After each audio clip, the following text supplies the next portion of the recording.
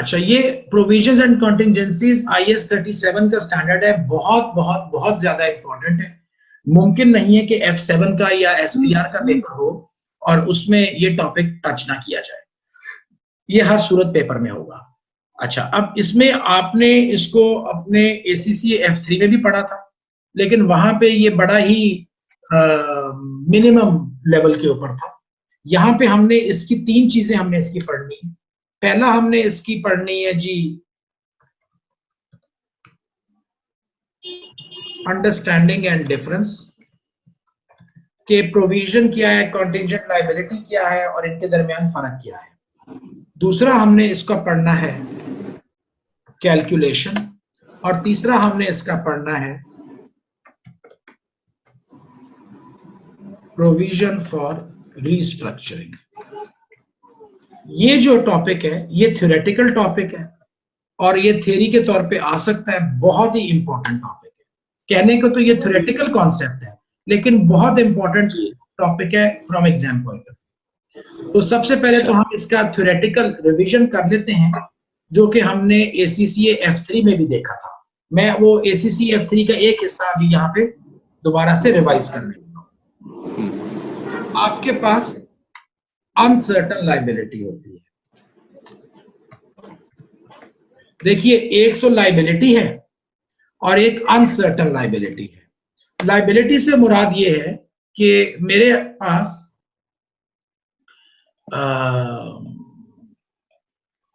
एक इनवॉइस है किसी सप्लायर की। इनवॉइस पे लिखा हुआ है जी कि $9,500 पे करना है with in 30 days.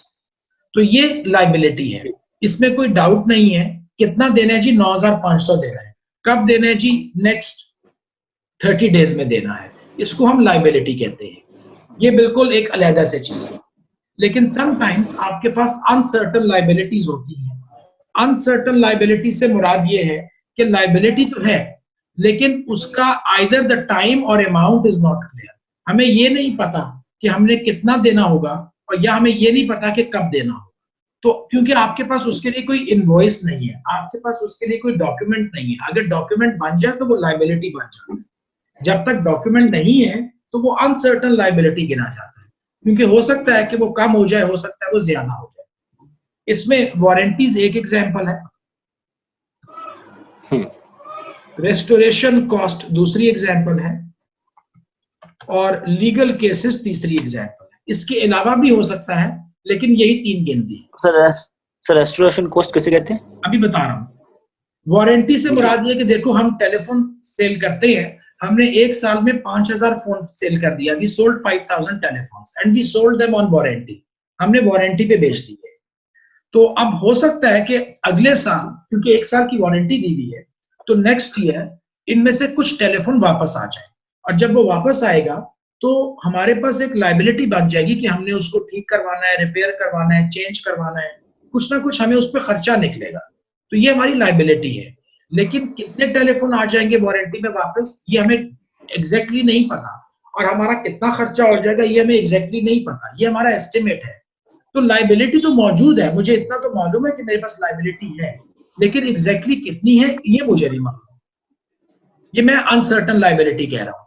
Restoration cost ऐसे है कि आपने कोई ऑफिस बिल्डिंग किराए पे ली, और जब आपने रेंट पे लिया वो ऑफिस, तो आपने कॉन्ट्रैक्ट ये किया कि 5 साल के बाद मैं ये ऑफिस वापस करूंगा और इसको एक्चुअल ओरिजिनल कंडीशन में वापस करूंगा। ठीक। 5 साल जब आप उसको इस्तेमाल करोगे तो उसमें थोड़ी बहुत टूट फूट तो हो जाएगी। कहीं पे कोई खिड़की खराब हो गई, कोई दरवाजा खराब हो गया, कुछ टॉयलेट में, कुछ किचन में, कुछ वॉलपेपर खराब हो गए, कहीं पे कोई दीवार खराब हो गई। तो आपने जब उस ऑफिस को वापस करना है तो उसको आपने अपनी पहली हालत में ठीक करके वापस करना है, और उसको पहली हालत में लाने के लिए, रिस्टोर करने के लिए आपका कोई 5-7 हजार खर्च हो जाएगा। अब वो जो आपका खर्चा होगा वो कितना होगा इसका अभी से नहीं मालूम। तो लायबिलिटी तो मैंने ले ली भी है कि भाई मैं इसको ठीक करवा के दूंगा, लेकिन कितना हो जाएगा ये मुझे नहीं मालूम। तो ये मेरी प्रोविजन की अनसर्टन लायबिलिटी होगी। ठीक सर। और लीगल केसेस भी ऐसे हो सकते हैं। हो सकता है कि हमारे किसी कस्टमर ने हमें कोर्ट में हम पे केस किया हुआ है, कुछ कॉम्पनसेशन हमसे मांगता है, 31 दिसंबर पे हम फाइनेंशियल स्टेटमेंट बना रहे हैं, 31 दिसंबर तक अभी कोर्ट का केस नहीं आया कि हमें कितना फाइन हो जाएगा। तो हमें ये तो मालूम है कि हमें फाइन हो जाएगा क्योंकि हमने कोई ना कोई गलती की हुई है, तो कॉन्ट्रेक्चुअली तो हमारे ऊपर लायबिलिटी है, लेकिन फाइन कितना होगा ये नहीं मालूम। तो आपके पास बिजनेस में बहुत से अनसर्टन लायबिलिटीज होती हैं हर बिजनेस में। ये जो अनसर्टन लायबिलिटीज आपके पास आ रही हैं, इन अनसर्टन लायबिलिटीज को आप दो तरह की कैटेगरीज में डिवाइड कर देते हो। इन अनसर्टन लायबिलिटीज को आपने दो तरह की कैटेगरीज में लिख देना है। आपने इसको कहना है जी प्रोविजन, और कॉन्टिंजेंट लायबिलिटी। यानी I've got many uncertain liabilities. Some of them will be called provisions and some of them will be called contingent liabilities. अब सवाल सिर्फ इतना होता है कि ये provisions और contingent liability को कैसे differentiate करें, ये मैं आपको आगे चल के बताऊंगा। लेकिन इससे पहले ये बताऊंगी कि provision जो होगी इसको आपने recognize करना है और कॉन्टिंजेंट लायबिलिटी को आपने डिस्क्लोज करना है। रिकॉग्नाइज से मुराद ये है कि आपने इसको बैलेंस शीट में या इनकम स्टेटमेंट में लिखना है, और डिस्क्लोज से ये मुराद है कि आप इसको बैलेंस शीट में या इनकम स्टेटमेंट में तो नहीं दिखाते, आप इसको नोट्स में दिखा देते हैं। वो जो नोट्स टू फाइनेंशियल स्टेटमेंट होता है ना अलहदा से, उसमें दिखा देते हैं। तो अब आपके पास ये सवाल उठा कि जी हमारे पास प्रोविजन क्या हो जाएगा और कॉन्टिंजेंट लायबिलिटी क्या हो जाएगा, कैसे हमने इसको क्लासिफाई करना है। तो यहां पर 3 क्राइटेरिया है। ये मैं सारा आपको ACCA F3 के टॉपिक ही अभी तक करवा रहा हूं, ये F3 की वीडियोस में ही है। जी सर। और यहां पे आप लिखते हो डज नॉट मीट 3 क्राइटेरिया। तो हमारे पास 3 कंडीशंस हैं जी, we got 3 conditions. If any uncertain liability meets those 3 conditions, we call it a provision and we recognize it into our financial statement. समझ आ गई बात? जी सर। अगर तो कोई भी अनसर्टन लायबिलिटी वो 3 कंडीशंस पर पूरा उतरे तो आपने उस अनसर्टन लायबिलिटी को प्रोविजन कहना है और आपने उसको फाइनेंशियल स्टेटमेंट्स में रिकॉग्नाइज करना है। अगर ये अनसर्टन लायबिलिटी वो 3 कंडीशंस मीट ना करे तो आप उसको कॉन्टिंजेंट लायबिलिटी बोलोगे और आप उसको फाइनेंशियल स्टेटमेंट्स में, इनकम स्टेटमेंट, बैलेंस शीट में नहीं दिखाओगे, बल्कि आप उसको डिस्क्लोज कर दोगे। डिस्क्लोज का मुराद है कि additional information to share holders. ठीक है जी सर। अब वो 3 कंडीशंस क्या है? 3 क्राइटेरिया हमारे पास क्या होगा? नंबर 1 होगा जी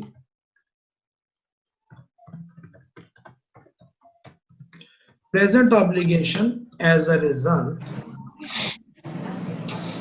of past event। यानी जब हम फाइनेंशियल स्टेटमेंट बना रहे हैं 31 दिसंबर पर, तो ये ऑलरेडी हमारी ऑब्लिगेशन है, ये ऑलरेडी हमारी लायबिलिटी है।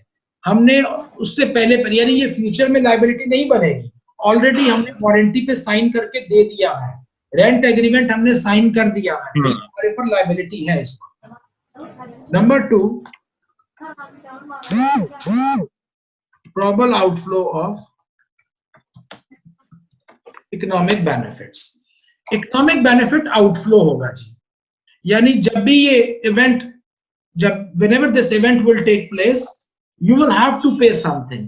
यानी अगर कोई कस्टमर टेलीफोन लेके आ गया वारंटी में, तो उसमें से हम कुछ कमा नहीं लेंगे, हमारा कुछ खर्चा ही होगा, और इसका जो चांसेस है वो 50% से ज्यादा है। Probable means more than 50%।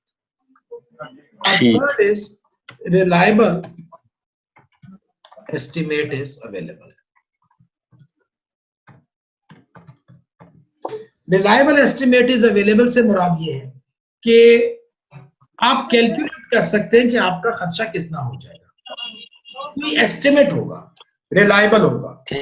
यानी मिसाल के तौर पे मेहदी और माजिद और मैं, हम एक कंपनी में काम करते हैं। We sold 5,000 mobile phones. ना माजिद से इसके सर हमने 5,000 मोबाइल फोन बेचा है वारंटी के साथ।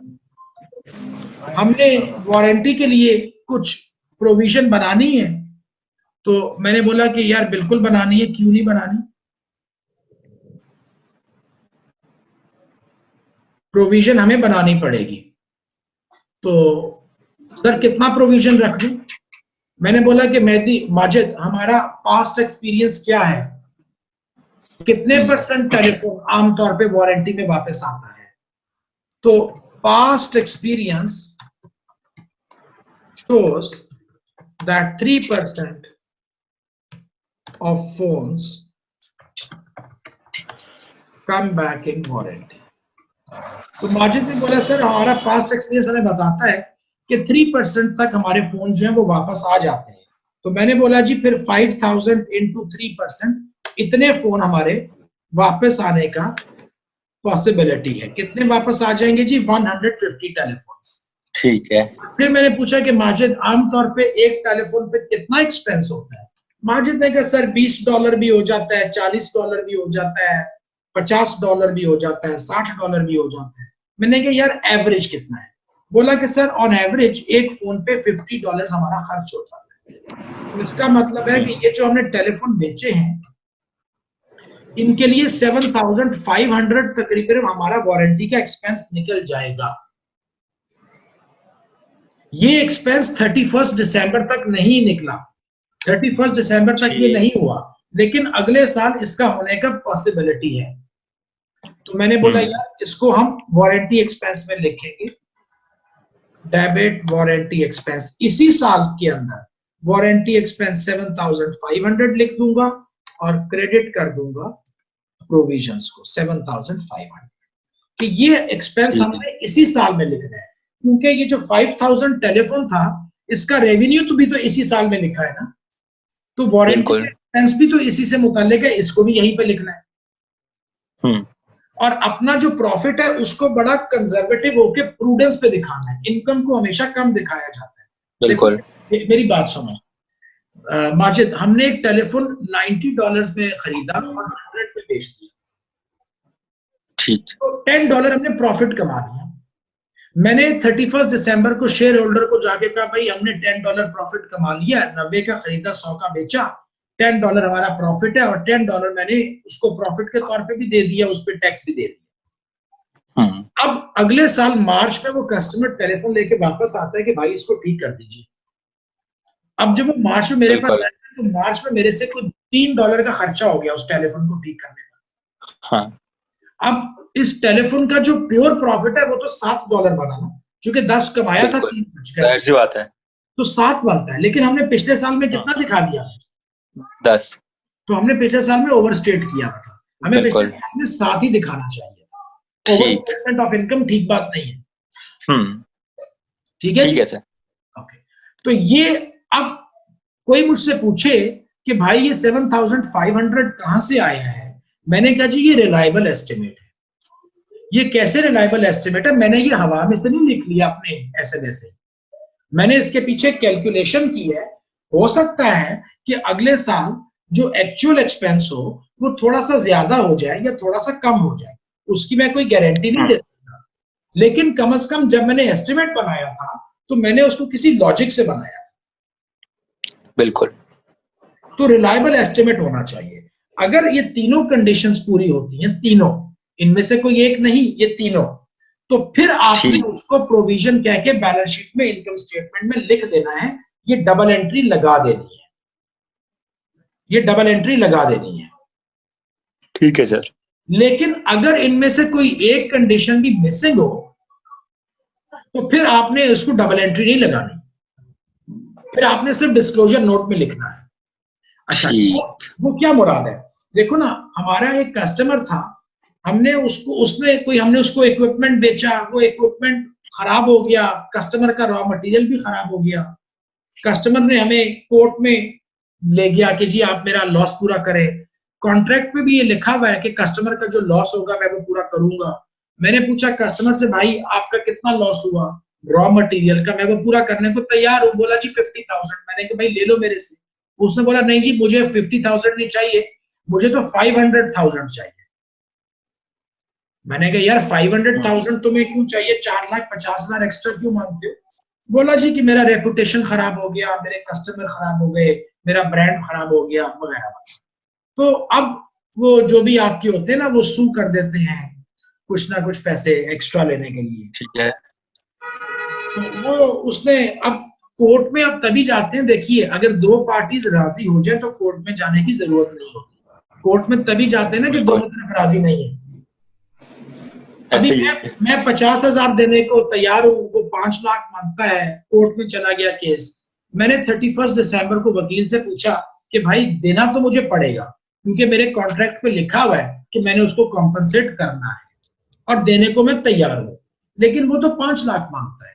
तो तुम्हारा क्या ख्याल है, टेक्निकली लीगली आप वकील हो, आप क्या समझते हो, कितना लॉयर हो, कितना देना पड़ेगा? उसने बोला सर 5 लाख मांगता है,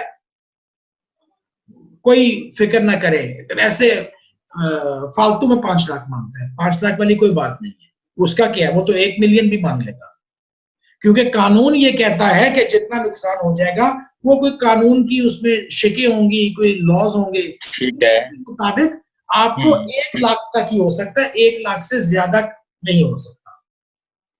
तो अगर मुझे लॉयर कहता है कि जी आपको 1 लाख तक मैक्सिमम हो सकता है, इससे ज्यादा नहीं होता, तो मेरे पास एस्टिमेट आ गया है, ये रिलायबल है क्योंकि इसको लॉयर ने दिया है और किसी कानून के ठीक है। तहत।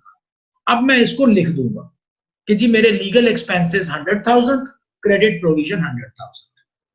लेकिन अगर मेरा वकील मुझे कहे कि सर बड़ा मुश्किल है, हो सकता है 1 लाख हो जाए, हो सकता है 2 लाख हो जाए, हो सकता है 3 लाख हो जाए, इसको कहना मुश्किल है, ये जज पे डिपेंड है। एस्टिमेशन नहीं है। अब मैंने कहा यार आप बताओ ना क्या लिखूं? उसने कहा जी पता नहीं, 1 हो जाएगा, 2 हो जाएगा, 3 हो जाएगा। मैंने कहा अच्छा फिर मैं कुछ भी नहीं लिखूंगा, क्योंकि मैंने तो फाइनेंशियल स्टेटमेंट्स में अपनी जो अमाउंट्स होती हैं वो रिलायबल लिखनी है, एक्यूरेट लिखनी है। बिल्कुल। तो आप तो ठीक मुझे सर। बता ही नहीं सक रहे, तो मैं अब कुछ भी नहीं लिखूंगा। हाँ इतना जरूर करूंगा कि इनकम स्टेटमेंट में तो नहीं लिखूंगा, बैलेंस शीट में तो नहीं लिखूंगा, लेकिन डिस्क्लोजर नोट में एडिशनल इंफॉर्मेशन दे दूंगा शेयर होल्डर्स को कि हमारा ऐसा कोई कोर्ट केस चल रहा है और उसके नतीजे में अगले साल हमें 2 लाख 3 लाख का फाइन हो सकता है, ताकि कल को शेयर होल्डर्स मुझे ये ना कहें कि भाई ये सरप्राइज हो गया, ये कहां से आ गया, हमें तो इसका मालूम ही नहीं था। अच्छा चलिए, अब ये था जी हमारा पहला वाला, हमने इसको कर दिया अंडरस्टैंडिंग एंड डिफरेंस। अभी हमें समझ आ गई है कि ये क्या होता है। ये है जी इसका F3 का लेवल, जिसमें कि F7 का लेवल क्या, अब हमने इसको कैलकुलेट करना है। ये हमारे पास कैलकुलेशन नहीं होती थी। अच्छा अब हमारे पास अगला जो टॉपिक है जी प्रोविजन का, कैलकुलेशन फॉर रेस्टोरेशन कॉस्ट। अब हमने इसकी ये बोला कि हमें रिस्ट्रक्चरिंग रेस्टोरेशन कॉस्ट पास दफा होती है। देखिए ऐसे एक एग्जांपल बनाता हूं, आपको स्लाइड शेयर हुआ है, तो ऐसा लिख दिया मैंने कि alpha company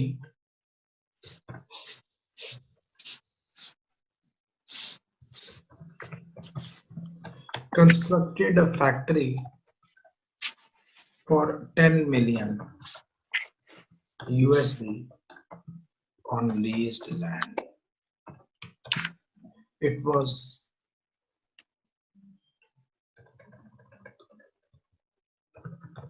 according to the contract, Alpha must return the land in original condition at the end of lease period of 20 years. Alpha estimates that the restoration costs will be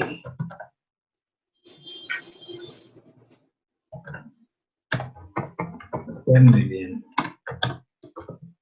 USD in 20 years time। समझ आ रहा है कुछ? जी sir.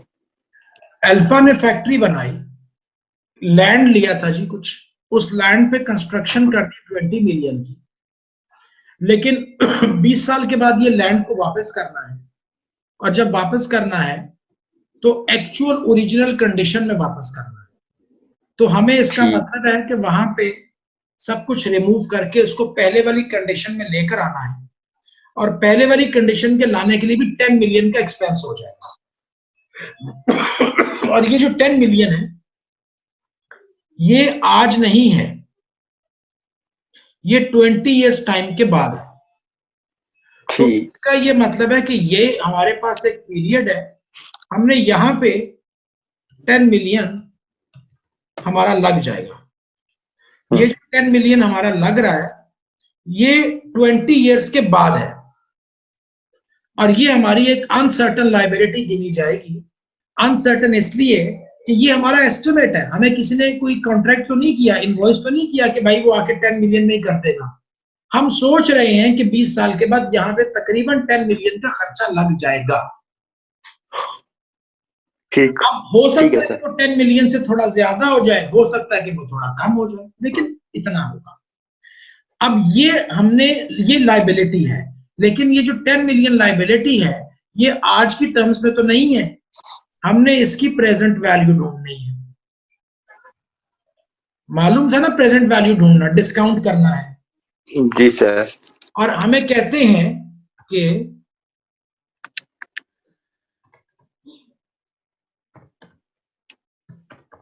$1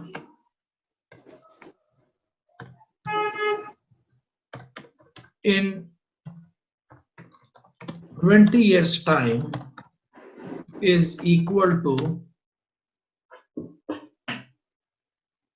0.12 of today। ठीक है? ठीक, यानी ये discounting value, आपको याद होगा पिछले लेसन में हमने ये किया था। बिल्कुल सर।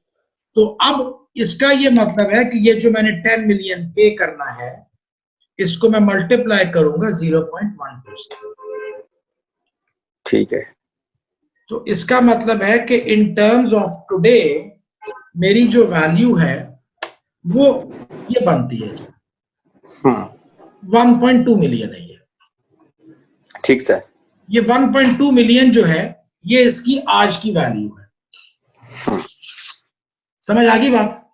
जी सर जी, बिल्कुल। अब मैंने करना क्या है, डबल एंट्री लगानी है, debit non current asset, credit bank या कैश। नॉन करंट एसेट मैंने कितने में कंस्ट्रक्शन किया था जी? 20 मिलियन। 20 मिलियन में। तो ये तो मैंने यहाँ पे 20 मिलियन लिख दिया, 20,000 लिख देता हूं, वो 3 जीरो निकाल देता हूं।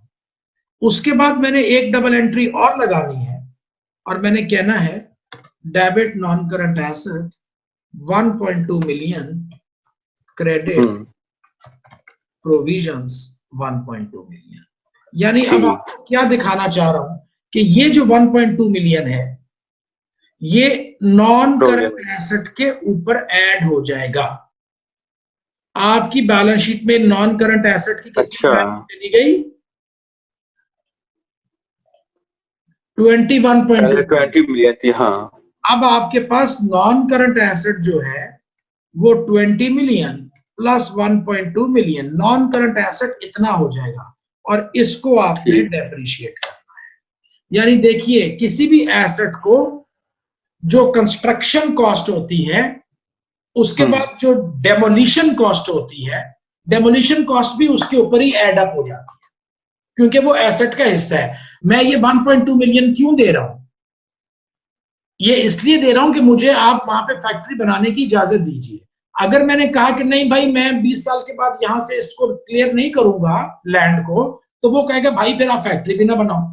तो मुझे फैक्ट्री बनाने की इजाजत ही इसी शर्त पर मिली थी कि मैंने उसको वहां से रिमूव करना है। तो लिहाजा वो जो 1.2 मिलियन है वो मेरा कोई और खर्चा नहीं है, वो इस एसेट का ही खर्चा है। यानी लाने और ले जाने का खर्चा पूरा हो जाता है। ये ठीक सर। लाने का खर्चा है, ये उसको ले जाने का। ठीक है, क्लियर हो गया आपको मेहदी? बिल्कुल सर। तो इसका ये हाँ, सर। मतलब है कि ये जो IAS 37 का चैप्टर होता है, ये नॉन करंट एसेट के साथ भी मिल जाता है, ये लीजिंग के साथ भी मिल जाता है। यानी ये प्रोविजन इसीलिए कह रहा हूं कि बहुत इंपॉर्टेंट टॉपिक है।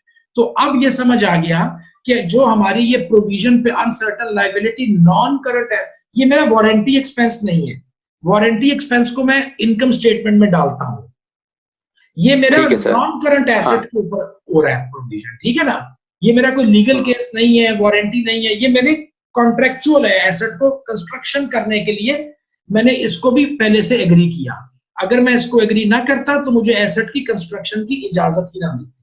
तो लिहाजा ठीक ये सर, जो ठीक है। 1.2 मिलियन है, अब इसके बाद जब आपने डेप्रिशिएट करना है, कोई आपसे पूछे कि एसेट कितने का है, तो आप बोलोगे जी एसेट 21.2 मिलियन का है। ठीक, यहां तक क्लियर है? बिल्कुल सर। अच्छा, अब होगा ये कि हमारी बैलेंस शीट में 1.2 मिलियन आ गया है, लेकिन हमने 20 साल के बाद कितना खर्चा करना है, कितना हमारी लायबिलिटी है? 10 मिलियन।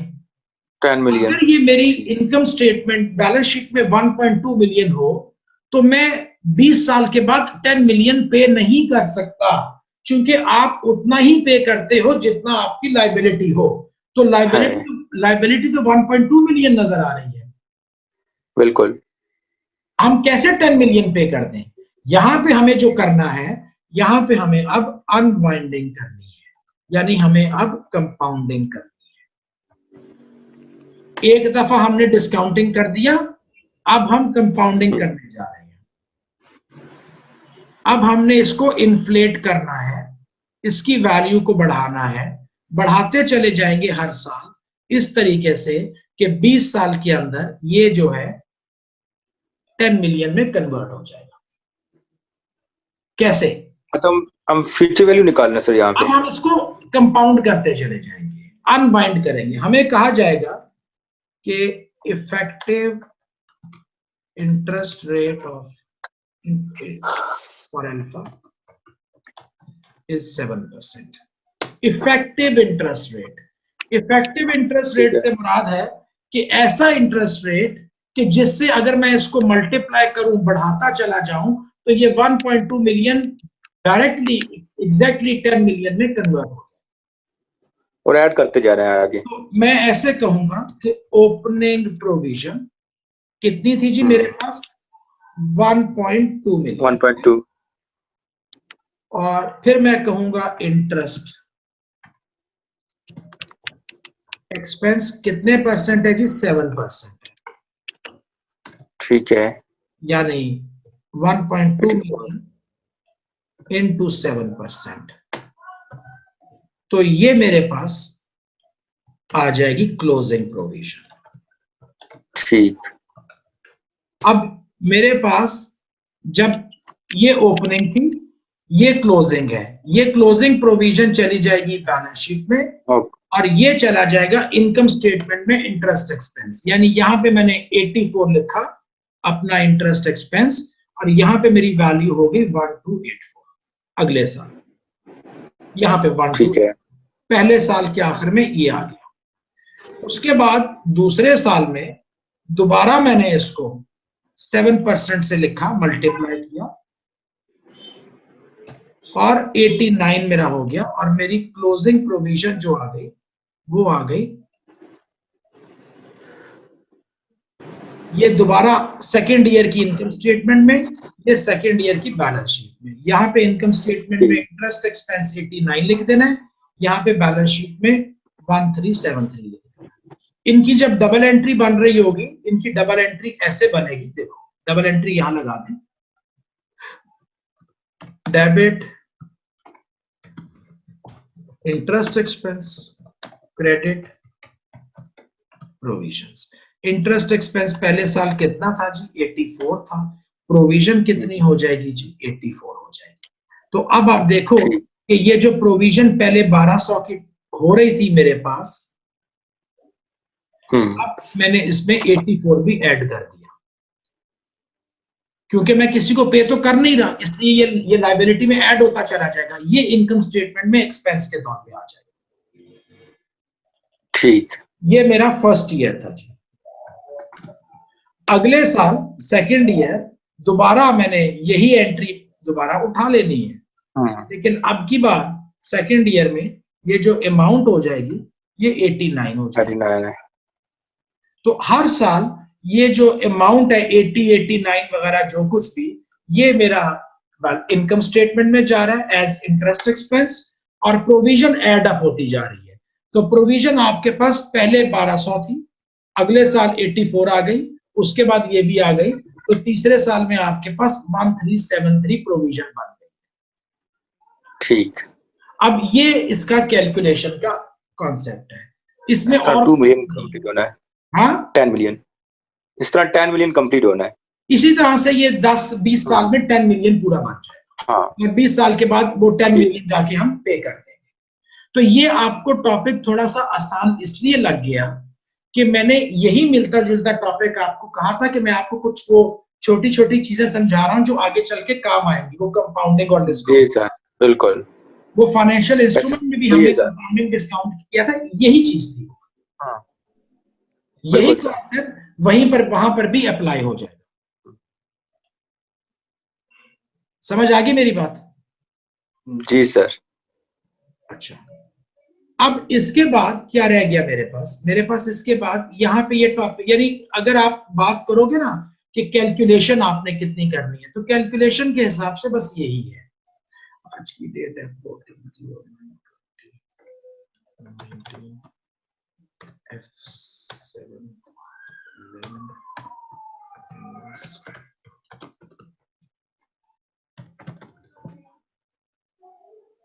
अच्छा, अब सिर्फ इतना फर्क पड़ेगा कि ये आपको ऐसे बोलेगा कि देखिए मेरी बात समझिए, ये आपको बोलेगा कि कंस्ट्रक्शन स्टार्टेड ऑन 01/01/2009, ठीक, completed on 30/09/2009। तो 9 महीने तो कंस्ट्रक्शन चली है, ठीक है ना? फैक्ट्री की कंस्ट्रक्शन कंप्लीट हुई है 30 सितंबर को। तो आपने ये जो प्रोविजन लगानी है ना, ये जो आपने प्रोविजन लगानी है, ये वाली, जी सर, ये आपने 30 सितंबर को लगानी है जब कंस्ट्रक्शन पूरी हो रही है। अच्छा, यानी आपकी जो लायबिलिटी बनेगी ना इस प्रोविजन के तहत, वो उस डेट पे बनेगी जहां पे कंस्ट्रक्शन मुकम्मल हो गई। मुकम्मल हो गई, अब इसको यहां से उठाना भी मेरी लायबिलिटी है। ठीक, तो इसका ये मतलब है कि ये हमेशा इम्तिहान में ऐसा होगा कि जो पहला साल है इसमें मेरा ये 7% तो एक साल का इंटरेस्ट रेट था ना, बिल्कुल। मैंने प्रोविजन कितने महीने की लगानी है? 3 महीने की लगानी है। ठीक है, मल्टीप्लाइड बाय 3 डिवाइडेड बाय 12 कर रहा हूं कि 3 महीने का लगा दिया इंटरेस्ट, क्योंकि मैंने प्रोविजन बनाई 30 सितंबर को है, तो अक्टूबर, नवंबर, दिसंबर 3 महीने की फाइनल, 3 महीने सिर्फ। अगले साल पूरा 7% होगा। अगले साल का कोई मसला नहीं, मसला सिर्फ पहले साल के महीनों का होगा। ठीक है, कि पहला वो जो फाइनेंशियल ईयर था उसमें कितने महीने पड़ते थे, क्योंकि कभी भी आपको इम्तिहान में पूरा साल नहीं देगा, हमेशा वो ये उसने कहीं ना कहीं फंसाने की कोशिश करनी है महीने में डिवाइड करके। ठीक सर, यहां तक क्लियर है? बिल्कुल सर। अच्छा, बस ये इतना ही है यहाँ पे प्रोविजन का। अब इसमें एक थोड़ा सा टॉपिक रह गया है, वो थ्योरेटिकल है, प्रोविजन फॉर रिस्ट्रक्चरिंग। इसको आप, इसमें थ्योरी है, इसको आप खुद पढ़ेंगे और फिर मैं आपके साथ डिस्कस करूंगा। बेहतर है सर। हाँ, यानी इसको तभी ज्यादा अच्छे तरीके से समझोगे जब आप खुद पढ़ कर आओगे। इसको आप पढ़िए, हमारी अगली क्लास में हमारे इस पे 10-15 मिनट लगेंगे, हम इसको डिस्कस करेंगे 15 मिनट में, फिर आगे चले जाएंगे। लेकिन ये मुश्किल हिस्सा मैंने आपको समझा दिया है। अब जो रह गया वो आसान थ्योरेटिकल है, और कुछ थोड़ी बहुत जिम्मेदारी आपने भी ले ली।